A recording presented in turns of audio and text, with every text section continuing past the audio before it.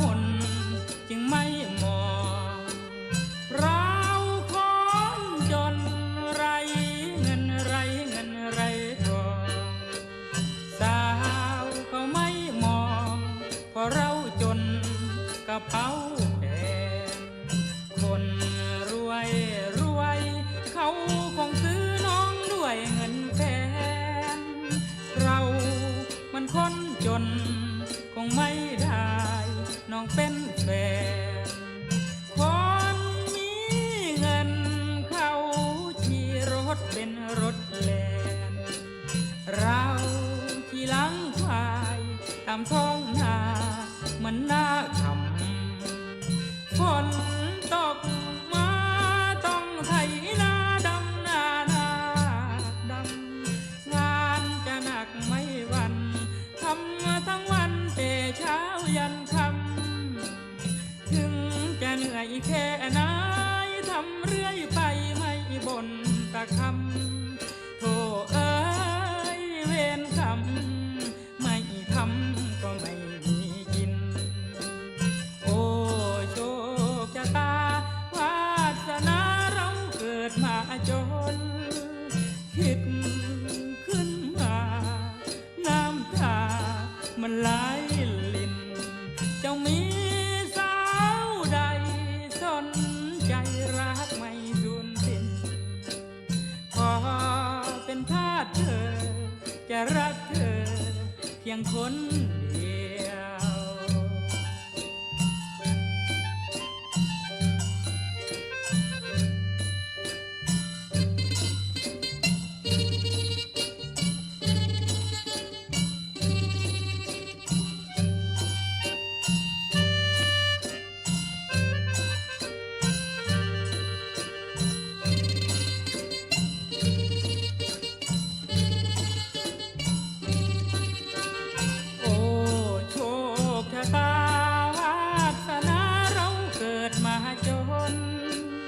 คิดขึ้นมาน้ำตามันไหลลิ่นจะมีสาวใดสนใจรักไม่สูญสิ้นขอเป็นทาสเธอจะรักเธอเพียงคนเดียว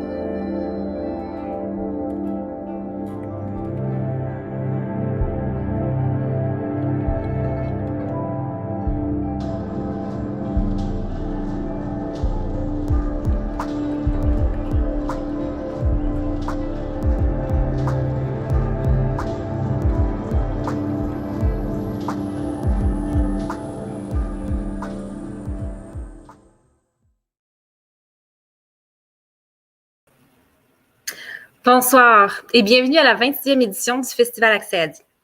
Good evening and welcome to our 26th edition of the Festival Accès Asie. Je voudrais commencer par reconnaître que j'assiste à cette présentation sur les territoires autochtones non cédés. Je reconnais que la nation Gagnon-Keraga est la gardienne des terres et des eaux sur lesquelles nous présentons notre programmation. I would also like to say a few words for those who do not know our festival. Festival Accès Asie is a Montreal-based art festival that promotes Asian arts, cultures, and histories through a diversity of artistic disciplines. I would also like to mention that the month of May is considered Asian Heritage Month here on Turtle Island. I invite you to visit our website to learn more about its history. C'est avec un énorme plaisir que le Festival Accès Asie vous présente les lectures théâtrales d'extraits de Hors Médée par Tamara Nguyen et Traces de Jeff Hope. Tonight is a bilingual event, so Tamara's play will be read in French by our wonderful actors here in the studio, and Jeff's play will be read in English by the multi-talented playwright himself from his home in Toronto. Hors Médée est une réécriture du mythe de Médée où les personnages ont vu leur tragédie se répéter au fil des siècles, comme un cycle infernal, épuisant leur grandeur comme leur sensibilité à la mort.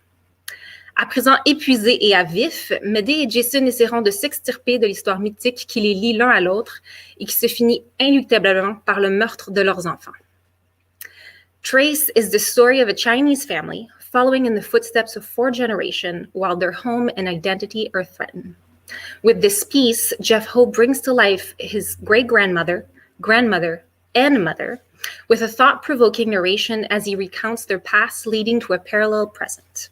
A deeply personal family story that is based on the experience of immigrants and what it takes for a mother to uproot her family to give her children a better life. Et sans plus tarder, je vous présente Hors Médée, lu par Jérémy Caron, Marie-Madeleine Sarr et Héloïse Desrochers, avec les didascalies lues par l'autrice Tamara Nguyen.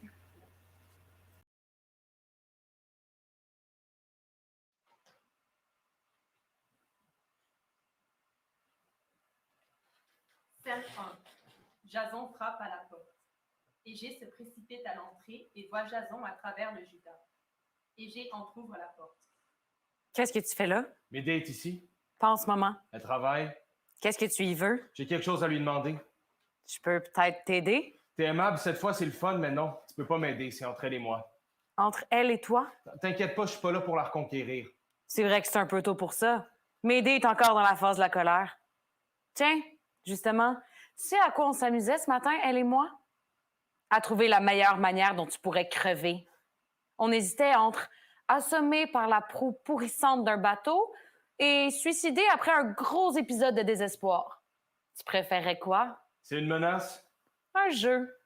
En tout cas, ça prouve qu'elle pense encore beaucoup à moi. Fuck off. Égée essaye de fermer la porte. Jason la retient. Laisse-moi entrer, c'est important. Je t'ai dit qu'elle était pas là. Elle est au dépotoir. C'est ça. Elle finit à quelle heure? Je peux l'attendre ici. T'as pas des choses plus importantes à faire? Des souliers à serrer, des ronds de table à décorer, des vœux à écrire? C'est pas moi qui m'en charge. Mais si t'es si préoccupé par la réception, tu peux aller aider Créuse, elle va être contente d'avoir un coup de main. Tu vas me demander d'être demoiselle d'honneur aussi? Maintenant que tu le proposes. Ah, j'ai pas de temps à perdre, Jason. Moi non plus. Je sais bien que t'aimes pas ça que je sois là, mais Médée et moi, on va avoir des enfants ensemble. Tu y crois vraiment? On va devoir apprendre à se parler comme du monde. Commence par me dire ce que tu y veux, puis je vais peut-être te parler comme du monde. Je vais trouver moi-même. Trouver quoi? Jason pousse un peu Égée. Elle le laisse passer. Il entre dans l'appartement. Il fouille aussitôt le salon. Entre. Fais comme chez toi. Une parure. Une parure. Une fourrure de bête. C'est une première, ça? Dorée, brillante. Ah! La toison d'or. Tu sais où elle est? Oui. Peut-être. Je crois que je l'ai vue. Médée la portait ce matin autour du cou. Pour aller travailler. Ouais, Elle est allée trier les déchets avec. c'est ça. Impossible. Je l'ai vue. T'as dû te tromper, je vais continuer de chercher. Attends! Je vais la texter. Ça sert à rien de tout déplacer. Merci. Égée sort son téléphone portable. Quelque chose à boire en attendant? Te fatigue pas pour moi, je connais le chemin du frigo depuis le temps. Jason se lève et ouvre le frigo. Ça en fait des caisses de bière. J'espère que c'est pas Médée qui boit tout ça. Même si c'était elle, ce serait pas de tes affaires. Elle porte mes fils, j'ai le droit de savoir ce qu'elle leur fait. Jason, tu sais ce que Médée fait à tes fils. Ça fait des millénaires que tu le sais. Elle t'a répondu? Pas encore. Pourquoi t'en as besoin maintenant de la toison? Pour demain. Pour demain? Pour le mariage? Qu'est-ce que ça va changer? Tout. Je vais l'offrir à Créuse. Jason, t'auras pas le temps de faire ça. T'as jamais le temps de te rendre là. Médée va bien finir par te répondre si tu l'appelles. Je t'ai dit qu'elle travaillait. Elle doit pas être si surveillée que ça dans un dépotoir. Je t'ai dit... Tu n'auras rien à essayer. Va donc la rejoindre là-bas si t'es si préoccupé. Non, je mets pas les pieds là-dedans. Ah, crois-moi, elle voudra jamais venir ici si elle sait pourquoi t'es là. Elle pourra pas me redonner la toison si je la rejoins. Je t'ai dit qu'elle l'apportait ce matin. Je t'ai dit que j'y croyais pas. Elle est peut-être moins importante pour elle que ce que tu penses. Pourquoi tu veux pas l'appeler? Je le fais, là. Je le fais. Elle répond pas. Passe-moi ton sel. Jason s'empare du portable d'Égée. Il regarde l'écran. Sourire narquois. Jason cherche Médée dans les contacts d'Égée. Il l'appelle. Le portable sonne dans la pièce. Jason le trouve dans la cuisine. Il raccroche. Elle est ici, hein? Va-t'en. Jason fait le tour de la pièce. Médée, je sais que t'es là. J'appelle la police. Ben oui, appelle-les. Ils vont se jeter ici pour une immigrante illégale. Jason veut entrer dans la chambre. Égée s'interpose. Va-t'en, Jason. Médée ouvre la porte de la chambre. Égée s'écarte aussitôt. Il était temps que tu... Il remarque que le ventre de Médée est plat. Ils sont où? Je voulais te l'annoncer demain sur le parvis de l'église. Au moment où tu serais sorti heureux et triomphant au bras de ta nouvelle flamme, je me serais tenue sur ton chemin, je t'aurais dit Mes enfants sont où, Médée? « Mort Ça se peut pas. ». T'en vois encore des bébés dans mon ventre? Ils sont nés prématurés. Je suis sûr qu'ils sont nés prématurés. Tu les caches chez Égée, c'est ta nouvelle tactique. Tu veux même pas que je les voie cette fois, hein? C'est ça? Ils sont nés et morts prématurés. Qu'est-ce que t'as fait de mes fils? Je les ai tués. Pas déjà. Il y a une semaine, je les ai tués. T'aurais pas eu le cran de faire ça aussitôt. Elle dit la vérité. Tu veux que je te raconte comment ça s'est passé? Vous êtes de plus en plus folle. C'était près du dépotoir. Le sous-sol d'une usine de triage. Le médecin m'a allongé sur une table d'examen, m'a injecté de l'ocytocine. J'ai eu des contractions. Le médecin répétait « chut, chut ». Fallait pas qu'on se fasse entendre. J'ai mordu très fort dans de la gaz. Je sentais les petits s'agripper à mon ventre, racler mes entrailles. Ça a duré 1 heure. Puis, je les ai enfin expulsés. 2 petits bouts d'humain, minuscules, rouges, plissés. Ils gigotaient. Ils ne pouvaient pas crier. Après 6 mois, leurs poumons sont pas tout à fait formés. Chaque inspiration est une torture. Le médecin m'a dit « Vous n'êtes pas obligée de regarder, madame. Ils sont en pleine détresse respiratoire. Vous ne voulez pas les voir mourir? » Oui. Je voulais les voir mourir, Jason. J'en avais besoin. Je les ai regardés se débattre comme des poissons hors de l'eau. Ils se sont agités et agités encore, leurs petits poings repliés battent en l'air dans tous les sens. Puis lentement, très lentement, l'un d'eux a arrêté de se débattre. Le deuxième a pris plus de temps à essayer de pousser un premier cri, mourir, puis aussitôt recommencer à frétiller. À un moment donné, je me suis demandé si on ne pouvait pas faire comme avec les portées de chatons indésirables, l'abattre avec une pierre, l'enfermer dans un sac et le jeter à l'eau. Mais il a fini par crever lui aussi, au bout d'1 heure et demie. Tu sais ce qu'ils font des corps ensuite, Jason? Hein? Ils les jettent aux ordures, enfouis sous les déchets, les restes de Subway, les mouchoirs, les tampons usagés.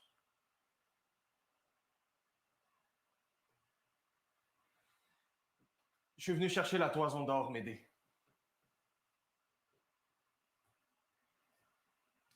Je sais pas. J'y ai pas touché depuis la dernière fois. Jason se dirige vers la garde-robe. Il prend une vieille valise, il en sort la toison d'or. Un bout de tissu doré en piteux état. C'est plus ce que c'était? Ça fera l'affaire. Jason sort. Scène 2. L'ancien appartement de Jason et Médée. Médée est déjà là. Jason entre. T'es encore là? Ça a l'air d'être soulagé.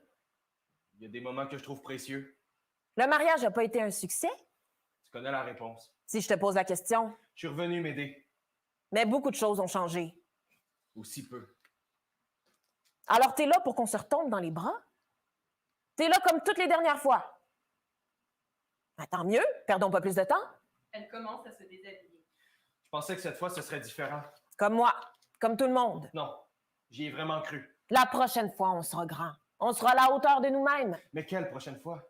Hein? La suivante? Celle d'après? Celle d'après après?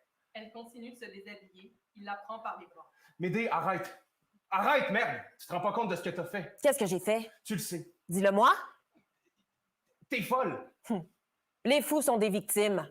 Des inconscients, des grands gamins qu'on place dans des centres. 3-4 pilules et c'en est fini de leur connerie. Qu'est-ce que ça me ferait du bien de te voir là? Enfermé, sédaté, enfin la gueule fermée. Pourquoi? Fuck, arrête! Pourquoi? Je déteste quand tu joues à ça. J'avais le droit. J'avais tous les droits sur eux. Ça n'a rien à voir. Tu me reproches pas d'être une meurtrière? Je pensais qu'en te reprenant la toison d'or, les choses allaient enfin changer. T'es pitoyable. J'avais même recommencé à croire en nos fils. Je comprends pas que t'as encore autant d'illusions. 2 petits gars à qui j'aurais tout appris. Je leur aurais donné de quoi se bâtir une vie, pas comme la nôtre, Médée. Pas de cavale, pas de carnage infini. Quelque chose de tranquille et stable. Juste des problèmes du monde normal. Crise d'acné, peine de cœur, l'angoisse de se projeter dans le futur, l'angoisse de ne pas vivre au présent, bulletin de notes, loyer, hypothèque, du concret, du gros concret. J'aurais voulu ça pour eux. Qui a peut-être peur de ne pas arriver à la fin du mois, mais jamais de ne pas y arriver tout court. Tu voulais des fils pour leur léguer une vie de merde. Tu leur aurais relégué quoi, toi? Je nous ai jamais projeté aussi loin. T'as jamais eu ça en toi de leur vouloir du bien. Non! C'est pas en entendant tes projets que je vais changer d'avis. Ton héritage fait pitié. C'est tout ce que je peux laisser maintenant. Notre histoire ne survivra pas, Médée. Alors à quoi bon laisser quelque chose? C'est tout ce que je peux faire. Et c'est ça que tu me reproches cette fois. Ouais. La perte de tes enfants rêvés. Ah, mais t'as gagné, Médée. T'as voulu fuck all pour eux, puis c'est ça qu'ils ont eu. Ils pourront même pas commencer à être banals. Tu dois être fier de toi. Arrête l'hypocrisie. La normalité que tu veux tant pour eux, là, tu n'y as même pas survécu 2 heures. Si tu n'aspires pas à la même gloire que moi, qu'est-ce que tu fais encore ici? J'en sais rien. Je vais te le dire, moi. Tu te rappelles avoir eu un destin, une histoire dont tu ne tirais pas les ficelles. Tu te rappelles comme c'était bon d'obéir, malgré toi, à une volonté étrangère, mystique, que tu n'avais pas à décrypter ou à réfléchir, qui s'offrait à toi dans toute son opacité, son infinie grandeur. Et tu te raccroches à ce fucking sentiment pour traverser avec moi notre récit encore et encore en disant qu'un jour, quand on aura répété notre drame infailliblement, notre souffrance reprendra sens. Pas parce qu'on l'aura choisi, mais parce que d'autres l'auront fait pour nous et qu'on sera plus humain, qu'on aura plus de fardeau, plus jamais. Tais-toi! J'aurais dû me venger de toi la première fois. Parce que j'ai fait quelque chose d'inhumain. T'égorger comme t'as égorgé nos fils, c'est ça que j'aurais dû faire. Dis-moi que je suis inhumaine. Je fais rien de ça. Pourquoi je fais toujours rien de ça? Je veux être un monstre. Je veux semer la terreur puis partir l'air de rien. Je veux être une horde de zombies, une épidémie de peste. Pourquoi? Un énorme séisme, un général nazi. C'est pas ça que t'es. Refuse-moi l'humanité, toi au moins. Fuck, refuse à moi. J'ai toujours voulu te retrouver, mais pas pour me venger. Ferme-la. J'ai toujours voulu me convaincre de ça. Tu gâches tout. La vérité, c'est que je t'aime encore. Je t'aime mal, mais je t'aime encore. Tu m'aimes comme tu devrais m'aimer avec la haine qui avale tout. Pas cette fois. Dis pas ça.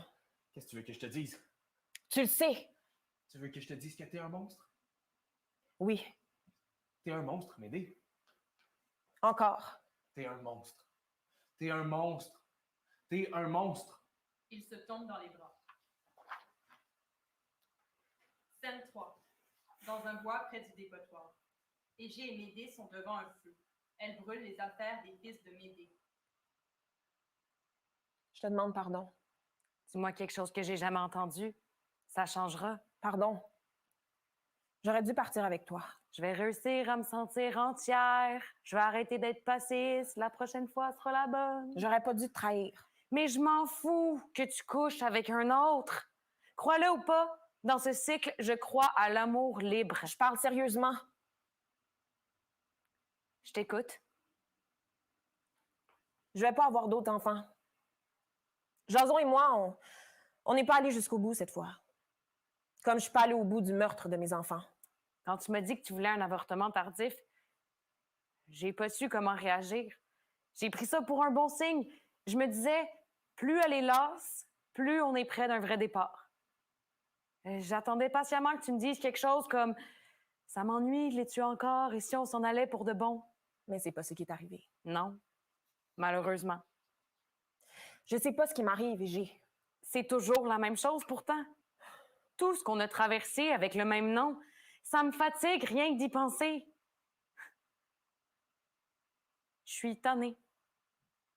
J'aurais le goût d'avoir de la force pour deux, de rester avec toi, d'essayer de te convaincre encore, d'aller casser la gueule à Jason, mais j'ai plus les couilles de... J'ai même plus de couilles, Médée! La lignée que tu m'as promise en échange de ma protection, tu vas jamais me la donner. Pas plus que ton amour. Pas plus que ta considération. On en est là. Fuck! Qu'est-ce que je fais encore ici? On est liés Par quoi? par le fait qu'un jour, je t'aimerai comme j'aimais Jason. Mais j'en veux pas de ça. Moi, j'ai besoin de sacrer là l'amour qui nous dépossède du reste du monde, la jalousie maladive et l'envie de s'appartenir. Quitte à être en phase avec rien. Quitte à disparaître. J'étouffe dans ton histoire avec Jason. Et c'est même pas moi qui la vis au premier plan. Je sais. J'étouffe de plus en plus. Et je sais. Si t'as pas envie de me suivre, je peux plus te forcer. Je veux plus te forcer. Mais moi, j'ai besoin de partir. De trouver un endroit où je saurai comment exister. Je veux vivre ça avec toi, Égée. Et Jason? Jason, c'est la soif en permanence. Boire, boire, boire encore, mais jamais être désaltéré. Je pensais qu'avec ça de vrai. La passion, la haine, l'intensité qui gobe tout. Mais j'ai couché avec lui, puis ça m'a juste drainé. J'ai pensé à toi. À nos beuveries matinales, à nos blagues tard le soir, nos caresses qui prennent le temps, Égée, c'est ça que je veux. Vraiment? Vraiment. Tu vas encore changer d'avis. C'est de la peur. Hein? Juste de la peur. Il n'y a plus rien pour moi ici, Égée. Qu'est-ce que tu voudrais que je fasse? Que je retourne trier les déchets là-bas? Attends-moi. Égée se lève. Attends-moi, j'ai presque fini. Égée hausse les épaules puis sort. Scène 4. Égée et Médée en route vers la clinique. Entre Jason qui tend la toison d'or à Médée. Je suis venu te la rendre. Qu'est-ce que tu fais encore là? Encore toi? C'est à toi. Ça a toujours été à toi. Garde-la. J'en ai fini de la fertilité. Va-t'en. S'il te plaît, écoute-moi. Jason, dégage! Je la veux pas. Gréeuse et moi, c'est fini. Je l'ai laissé. Pourquoi tu reviens encore? T'en as pas eu assez? Il n'y en aura jamais assez. Parce que c'est pas comme ça qu'on est, Médée et moi. On se possède. On se dépossède. De quoi? De tout ce qu'on pourrait être l'un sans l'autre. On a erré et tout ce qu'on a su faire, c'est se retrouver. Par réflexe. Par instinct. Animal. L'instinct, c'est toujours animal. Justement, on n'est plus à l'état sauvage. On a choisi autre chose, Médée et moi. Une vie plus sage, moins primitive, où on n'a pas besoin de se faire mal pour triper. Elle et moi, c'est viscéral. C'est vrai. On s'est aimés parce qu'on porte la même blessure et qu'on a pensé la guérir ensemble.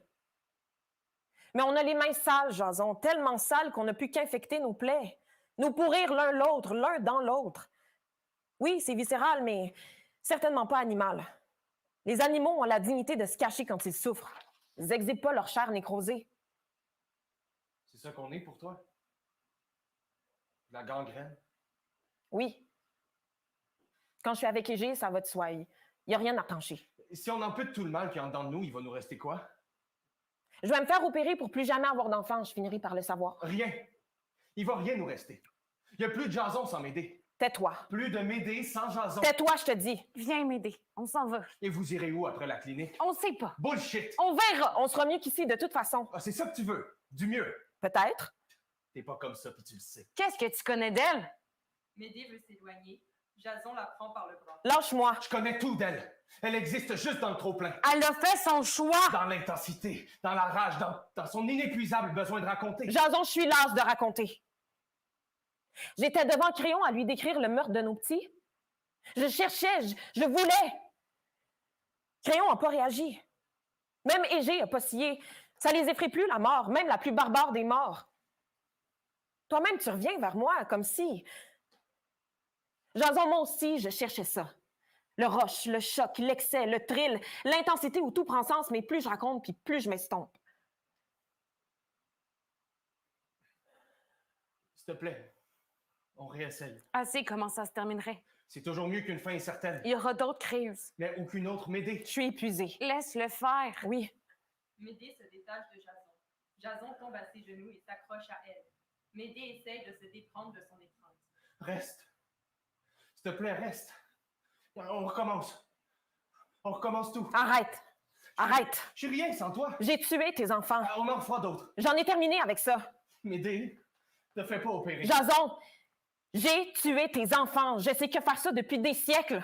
C'est horrible, mais je ne serai jamais vivant sans tes meurtres. Elle arrête de se débattre. Médée, je t'en supplie, laisse-moi pas disparaître. Médée? Je sais plus. Reste. Hein? Reste.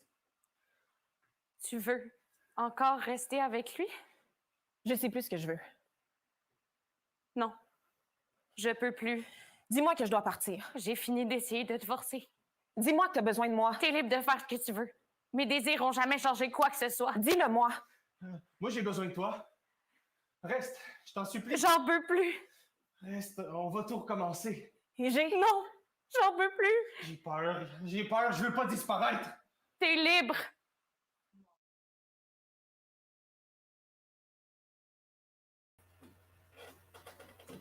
Merci beaucoup d'avoir partagé cette histoire avec nous. Merci pour votre passion et votre énergie. And now we'll go to Toronto to hear an excerpt of Trace, read by Jeff Ho.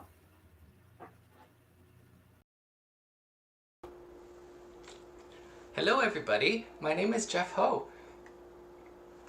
Thank you for having me. I'll be reading from my play Trace tonight. I'm reading from my own home here in Toronto. This is Trace, published by Playwrights Canada Press, and thank you so much Festival Accès Asie for having me.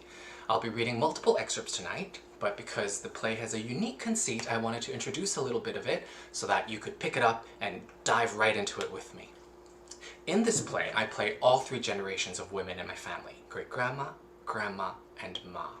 At the same time, in the production of it, I am joined on stage by two pianos across the space, and these two pianos stood in place for all of the men in the play. So, as the actor, I would be speaking all of the females' lines, and at the same time, playing piano with myself, as if it was a scene. Right now, you can't see it on the camera, but I have my trusty little keyboard, my scene partner here tonight with me. And so, for this, anytime you hear the piano music, that is a male character speaking back to the women. For tonight's excerpts, I'll be in particularly focusing in the scenes with my great-grandmother and with my mother. And I'll give a little preface before each excerpt so you can follow along and know exactly where we're going. The play spans over 100 years of time, from China to Hong Kong to Canada. So there's a bit of a jump and there's a bit of a follow. But thank you for your patience, and once again, thank you for having me. This first scene tonight will be the scene where great-grandmother is reunited with my mom after a long trip away. And they reminisce about the multiple loves they've had in their lives. My great-grandma will be speaking like this, and you will know exactly when it's great-grandma. And my ma is like this. Enjoy. My husband and I, we were the Mahjong King and Mahjong Queen of Guangzhou. He was such a good Mahjong player, such a good lover. But what a useless soldier. Too bad he dead. Grandma, you've never spoken about Grandpa before. Aya Muji, do not interrupt me. When I talk, you shut mouth. But we were so lucky. Our parents arranged the marriage. We never even met until our wedding. But we were in love forever. Anyway, you young people today, so unlucky. You have to choose. You have to find your love. So much work just to get married. Especially you, Muji. Oh, your ex-husband, that poor Mr. Chihuahua. Grandma, don't call him Mr. Chihuahua. Aya, but Ho Jiming had face like Chihuahua. He had to work so hard for your love. We jump scenes right to the scene where my mom meets Ho Jiming, my father, for the very first time. The classroom lights immediately dim. Ah! Who turned light off? What is this joke? I have math textbook, very thick. I will hit you. Turn light back on. Oh, Ho Chi Minh, you nearly give me heart attack. Why you try to scare me?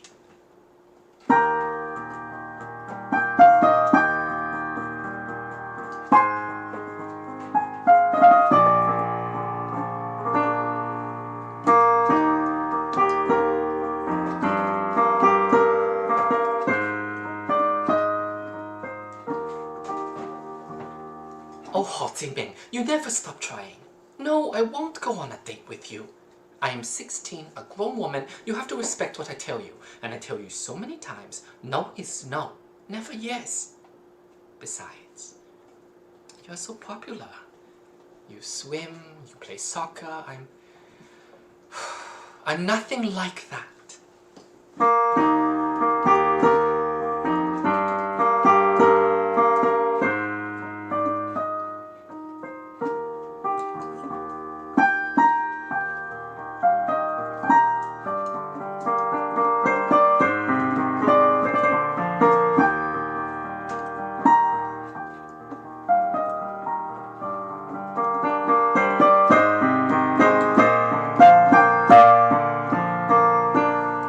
Me?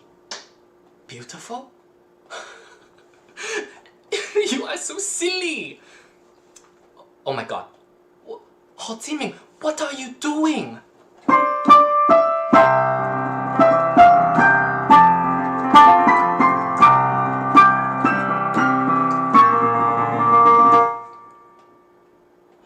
You sing so, okay. But fine. You can take me on one date. Oh, and if you promise me you do not sing, maybe you get to meet my grandma. And then we jump scenes to when Mom brings my dad, Ho Chi Minh, back home to meet great-grandma. Yes, it is your pleasure to meet me. Thank you for your gift, Ho Chi Minh. You can put it down. I'll take a look later.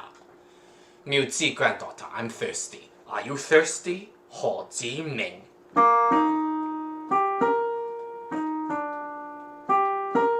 No? Of course you are thirsty. If I say you are thirsty, then you are thirsty. We have very good milk tea next door. Miu Ji, do you mind getting us some milk tea? Oh no. Look at me. I cannot find my money. You have money, yes? Ho Chi Minh.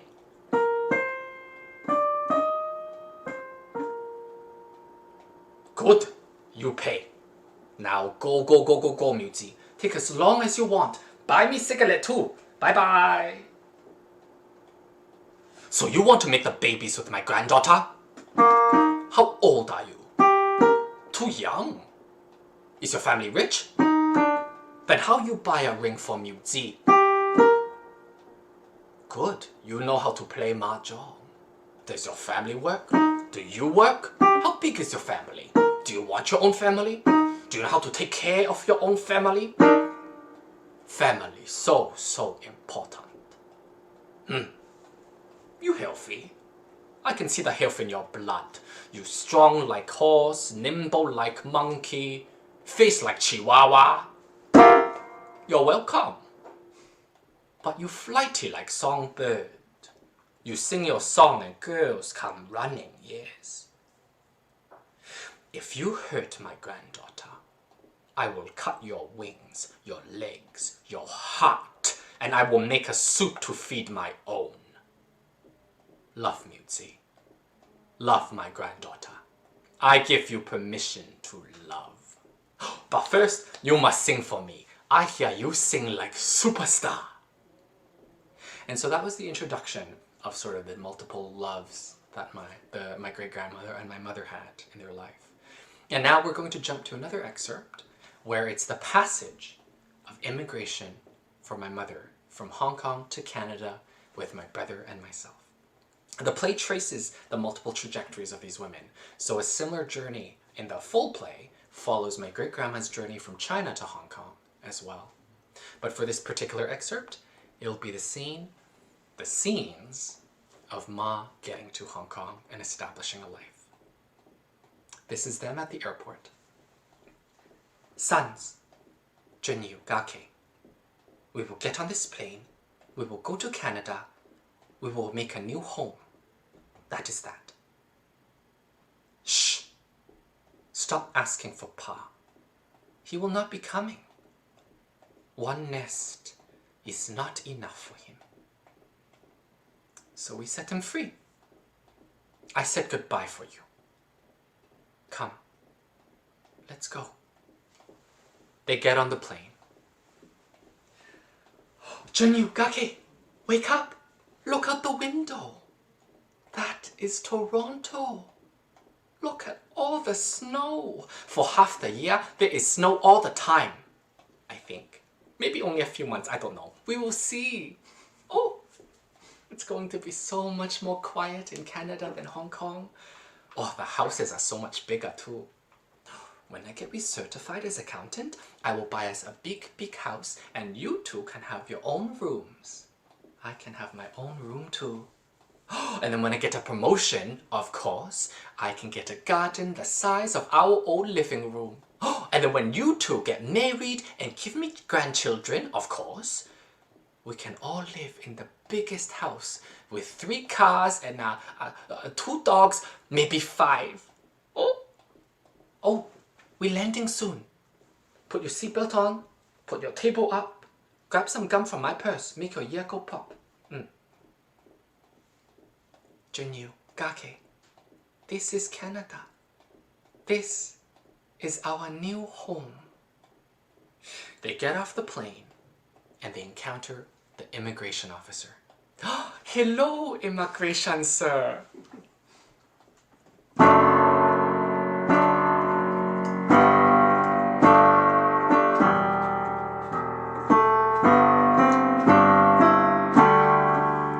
Passport? Yes, here it is. My name is Guan Yuzi. These are my 2 sons, Hor Junyu and Hor Gake. These are our legal documents. This is for me and these are for my 2 sons.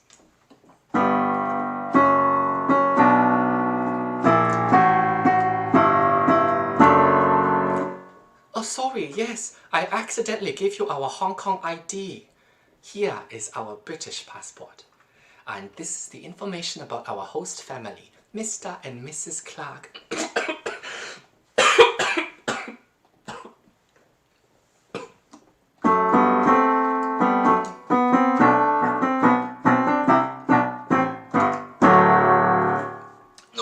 No, I'm not sick. I just choke a little, just a little nervous. 도임주.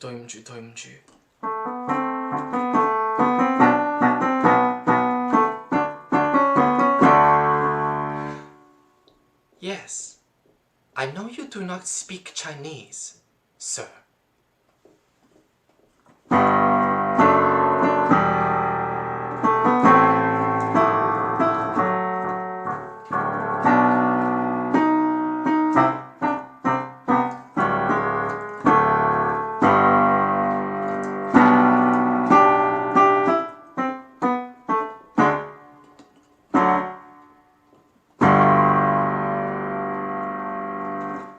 Yes, sir. Sorry, sir, to make your job so hard. Yes, sir.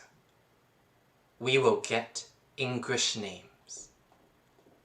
They leave the immigration officer and they move over to their host family, Mr. and Mrs. Clark's home.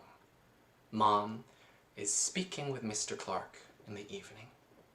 Mr. Clark, thank you so much for hosting us. It is a very, how do you say it? A very love home. Very quiet, very beauty compared to Hong Kong. Now that we're in Canada and we're a new home, I think we need new names. Can you help us?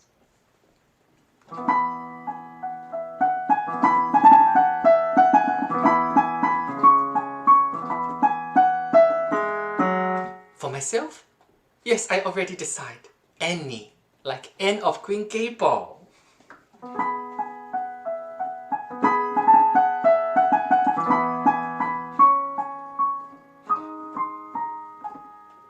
Yes, I know from Canada. Do you know any of the good boy names more soft, more elegant?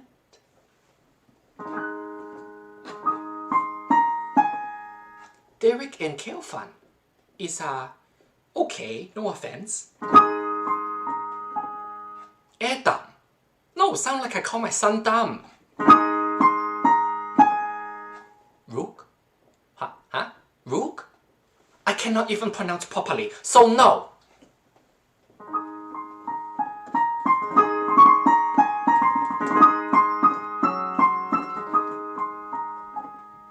Eric. Yes, for the eldest. Eric Chun-Yu Ho. That is good. Do you have any other for my youngest? Gake?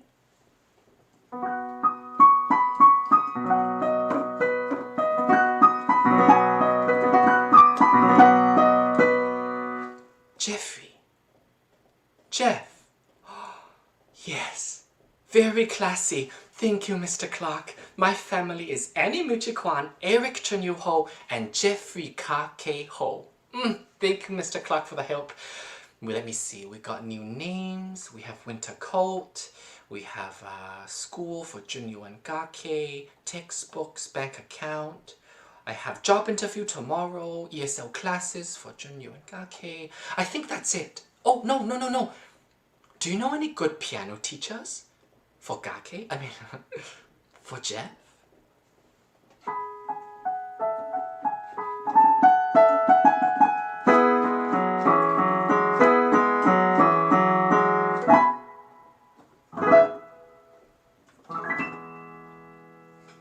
Victor. Oh, good that he is cheap. Good that he is close. Oh, thank you, Mr. Clark, for all your help. I am sure this Victor will be excellent piano teacher.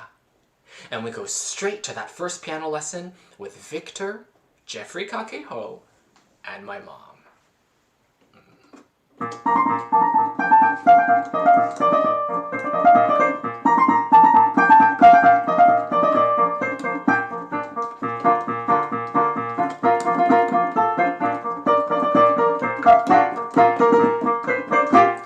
Victor, this is terrible. I hire you to make my son a better piano player. You are making him worse. He is terrible. I not pay you $50 an hour to determine his skill level. He come from Hong Kong. He already play classical music. Mozart, Beethoven, Chopin. What are you making him play? Three Little Maids?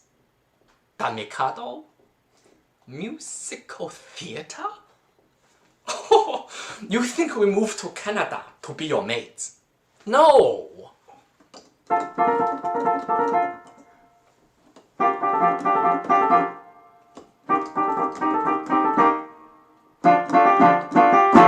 Fun! You think he learning to play your white people fake Asian music is fun? No. Also, we Chinese, not Japanese. You think because he's 12, he needs to take it easy. He needs to warm up. No. He is Hong Kong boy. He does real music, classical music. That's what I want him to learn. That's what he needs to be practicing. I not pay you to teach some stupid ding ding a ding ding a ding ding a ding. Victor, you are overpriced. You are useless. You are fired. Victor leaves the room. Jeff has a tantrum.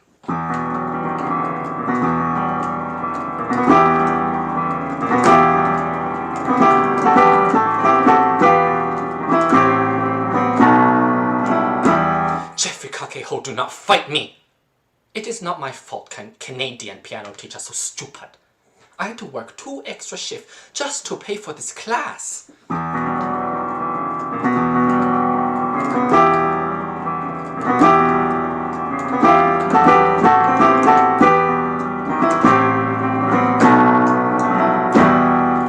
Fine, shh. If I have to work extra shift to find better piano teacher, I will. And we move from that piano lesson to Mom's job as a personal support worker. Hello? May I come in? Good morning. My name is Annie. Hello, Mr. Schwartz. Nice to meet you. I'm your new personal support worker. You get double. I work double shift today, so you get double anytime. She walks into the room, and there's a smell. Oh, no. Here, let me clean you up. Let me help you up in bed. Can you please lift your legs up for me, please, sir? Thank you. I'm going to unbutton your pants and take off your underwear, okay? Don't worry about the accident, Mr. Schwartz. It's no problem at all. Happened to my pa all the time. Now, I'm just going to reach under and clean you.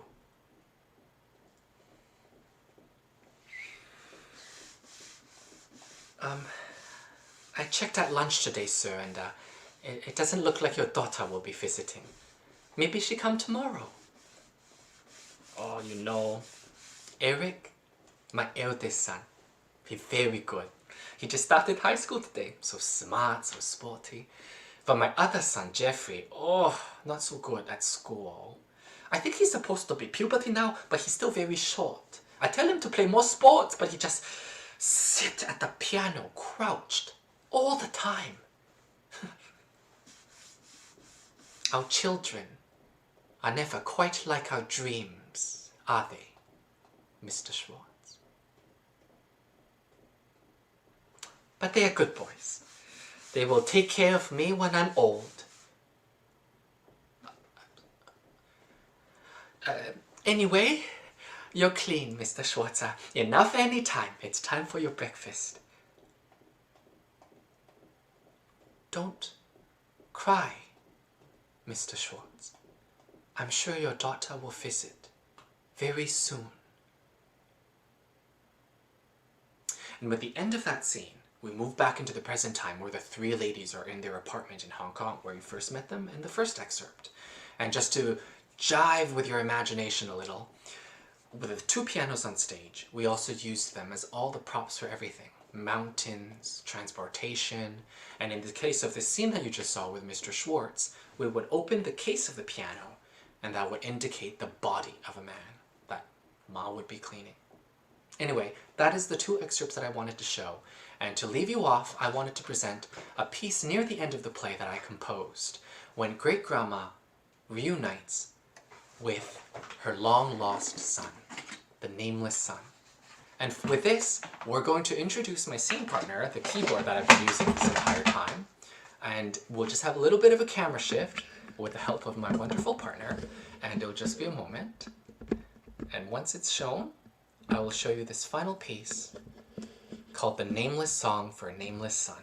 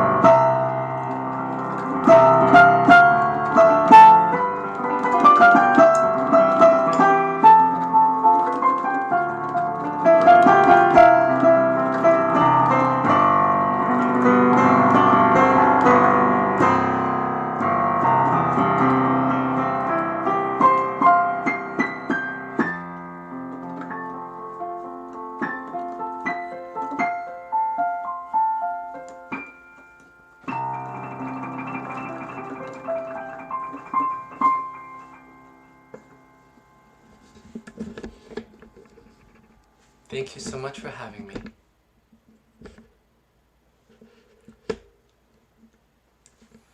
Thank you so much, Jeff. Oh, I have to. we're not going to move on to the question part of this evening. Donc, on va prendre les questions de l'auditoire. Donc, vous pouvez laisser vos commentaires sur la vidéo directement. On va être capable de les apporter directement à l'écran.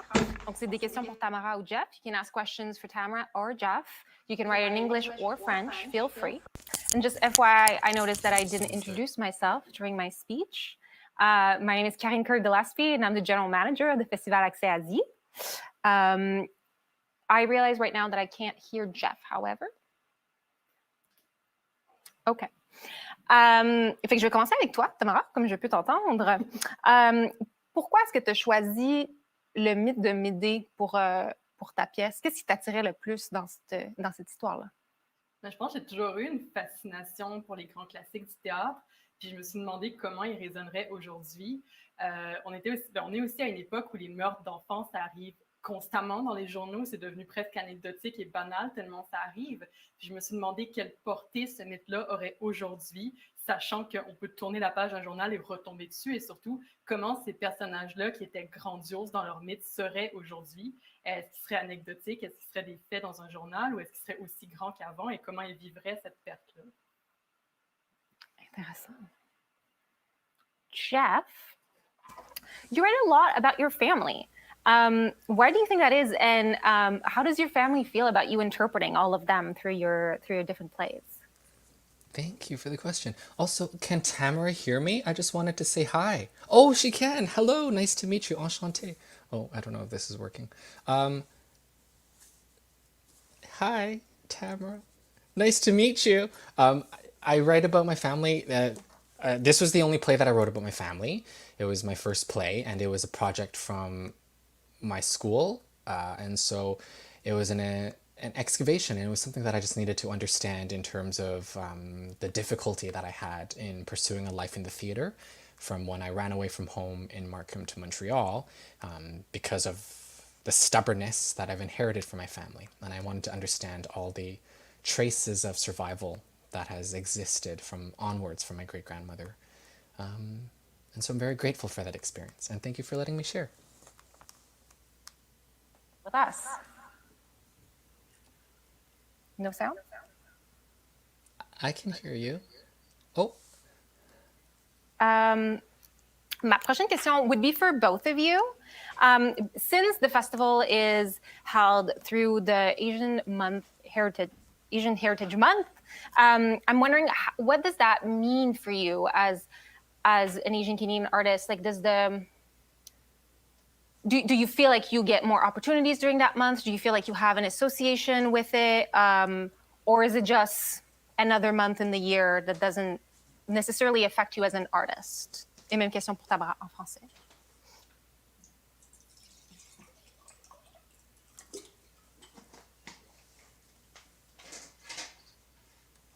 Est-ce que tu veux... Je peux y aller en premier, j'attendais que tu mais... Ben, je pense que ça n'a pas eu d'importance dans ma vie avant très récemment. J'ai pas grandi entourée par la culture vietnamienne. Ça m'a pris vraiment du temps à connecter avec mes racines. Puis je pense que ce mois-là est important pour ces raisons-là. Je pense qu'on est beaucoup d'Asiatiques de première, deuxième génération qui n'ont pas nécessairement grandi dans cette culture-là, mais qui se la réapproprient et qui la découvrent grâce à ça. C'est important aussi parce qu'on vient quand même de passer un mois qui a été difficile pour la communauté asiatique, pour les violences qu'il y a eu à l'encontre de la communauté asiatique, de reconnaître l'art et de se célébrer. Je trouve que c'est important après tout ce qui s'est passé. Oui, effectivement. Ça n'a pas été un temps facile pour ces communautés-là, effectivement. Jeff? I had a little bit of a technical glitch. I'm so sorry. Could you re-ask the question, please? Absolutely. So I was wondering, what does Asian Heritage Month mean for you? Does it, as an artist, does it give you more opportunity? Do you feel like it has an influence in your showcasing as an artist, or do you feel like it doesn't necessarily affect your journey as an Asian Canadian artist? And also, what does it mean now in this context with all the Asian racism, the rise of Asian racism throughout COVID? Thank you so much. That's such a loaded question, and absolutely. I mean, it's part of my heritage. It's part of my blood. I carry with it in everything and everywhere I go. It's absolutely, I I can't shed it, and I don't want to shed it. Learning how to be proud of being Asian was a lifelong journey. When I first immigrated, like the early plays of Trace, I just wanted to shed my accent. I just wanted to be as white as possible. And for a long time, I denied that Asian heritage. Even at theater school, at the National Theater School, I worked so hard to assimilate, to be white, to speak Shakespeare as well as my classmates, all of those things. And it was after I graduated, working on this play and working with my community and my community of artists, that I rediscovered that this heritage of mine very much enriches and is part of the fabric of absolutely everything I do, everything I write, every part I act. And so I carry it with it. In the context of Asian Heritage Month, I am just going to quote Sandra Oh. I've quoted it multiple times already, but it's an honor to be Asian. And it's something that I reclaim every day.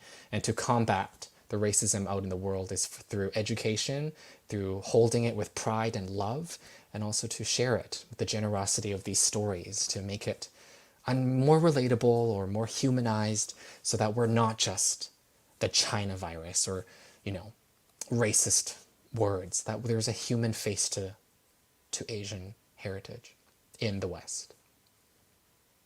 Thank you. Thank you so much. I saw a question from the audience. Unfortunately, we were in the middle of asking Jeff a question. Could you bring it back up? Donc, Tamara, est-ce que pour toi, Médée est héroïne encore aujourd'hui? C'est une question que je me suis beaucoup posée dans l'écriture. J'ai l'impression qu'aussi, on est dans une époque où les anti-héros sont très à la mode. Et je me suis souvent demandé dans l'écriture, est-ce que Médée n'est pas en train de devenir l'exact opposé de ce qu'elle était à la base? C'est-à-dire, est-ce qu'elle n'est pas en train de devenir une espèce de... Je pense qu'il y en a beaucoup qui en ont fait une espèce d'icône féministe, de symbole, de combat et tout. Je me suis dit, est-ce qu'on n'est pas en train d'être complètement contre-courant dans notre réinterprétation moderne? Je n'ai pas de réponse à cette question-là, mais peut-être oui. Tu as des questions à la question, finalement. Exact. C'est souvent le cas en théâtre. Ouais. Est-ce qu'on a une autre question? So, Jeff, did you meet your great-grandmother? Did you know her well? Absolutely.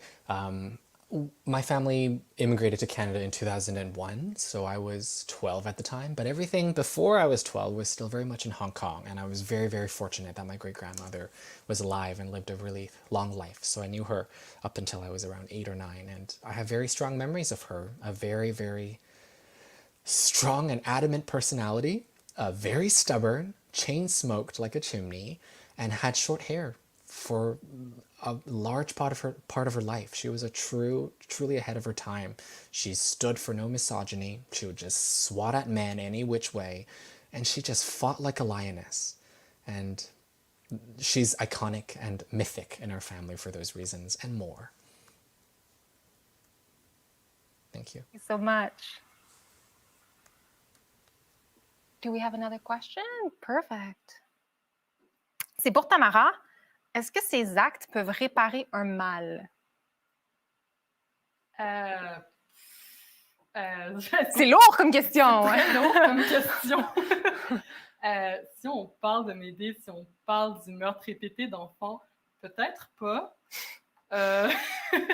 Si on parle en général, je pense que la question elle devient plus compliquée. Mm-hmm. Genre, est-ce que les gens peuvent vraiment...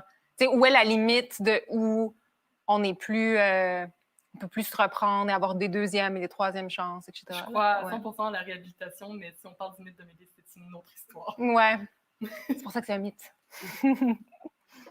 Merci. Jeff, where did the idea of using the piano as male characters come from, and how did you develop using the pianos as terrain and bodies, etc.? Thank you, Stephen, for the question. It took a long time. The play took around 5 years to develop from when I first worked at it at school, and it being developed at Factory Theatre. And it was with the great support and help of Nina Liakino, where we workshopped the play multiple times. At first, the piano was just sort of soundtrack to the play, where I would just play as interludes or whatever. And as we began experimenting and trying the play in different variations, like as a two-hander, so there was another pianist who would join me, but ultimately the joy was the challenge and the impossibility of being actor and pianist at the same time and trying to pull it all off. And it's hard to do in this home setting, but on stage it truly was running around and a lot of times playing the piano behind my back, but it was trying to make that solo show format with a twist. And so when we discovered that instead of having the men speak, so having the actor having to take on even more characters, just to have the piano speak back, so that it really felt like a two-hander in a scene rather than just a solo show. And the terrain was in the direction again. We had to create Trace in a really tourable form. We toured it to the National Arts Center in 2019. And so in order to do that, we just needed a minimal space. It really is just lights, a black box, 2 pianos, and myself on a flat space. And with just those configurations, I can do the performance in any capacity, in any which way. And in so doing that, the bench became its own prop as well. The piano became stalls. It became transportation. It became the things I described in the scenes. Yeah.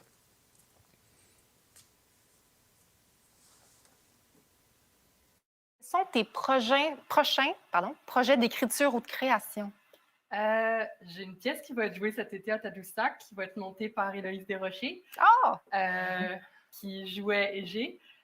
Ça va être là de juillet à début septembre et on a très hâte de présenter ça. Cool. Est-ce qu'on peut savoir le titre ou c'est encore Ça secret? s'appelle Légende de canapé. Ça parle des légendes revisitées du terroir et du passage de la télévision et de tous les modes narratifs. Nice. C'est très différent, c'est une comédie. Ah, OK. Fait qu'on va rire cette fois-ci. Oui, j'espère en tout cas. Cool.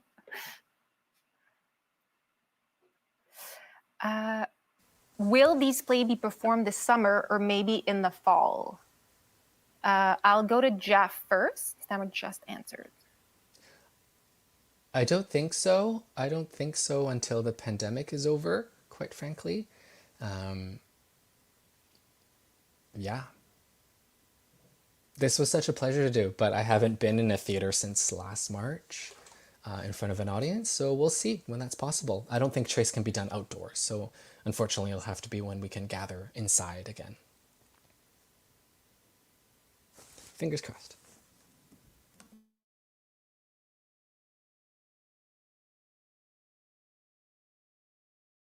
Hors Médée va avoir la chance d'être J'ai exactement la même réponse. Je pense que la pandémie, ça met beaucoup de choses en suspens.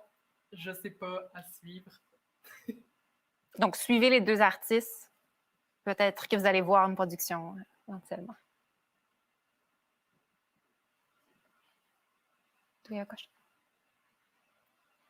Tamara, d'où venait le sens rythmique du texte? Bonne question. Je ne sais pas. Je pense que c'était ma manière d'écrire, puis j'ai vraiment essayé en écrivant de mêler le parler quotidien puis la manière dont on parle tous les jours à cette espèce de registre mythique et poétique. Puis ça a donné ce que ça a donné. J'ai essayé de garder un rythme un petit peu tragique, disons. Puis c'est un gros mix des deux, en fait. OK.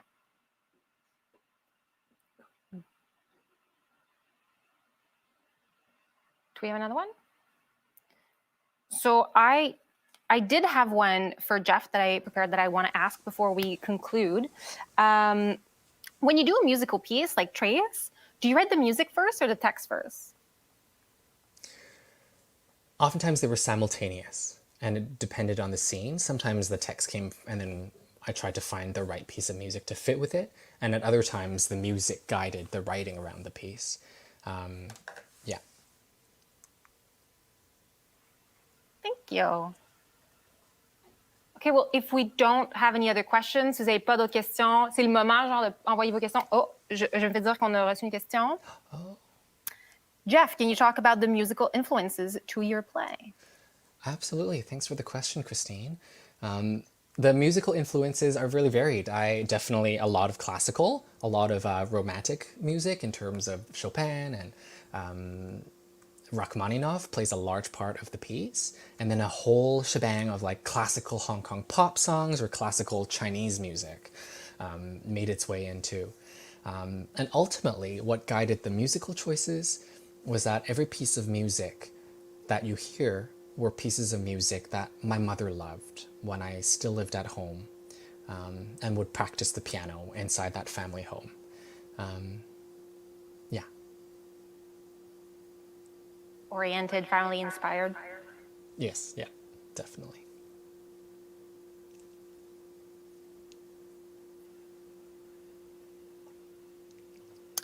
somebody asked if we maybe will get to see the two of you work together one day. We never had the chance, but I wish. I've heard so much about you, Tamara. I would so I've love heard to so meet much you one about day. you. Yeah. So it's such a pleasure to meet you digitally today. Yes. One day, hopefully.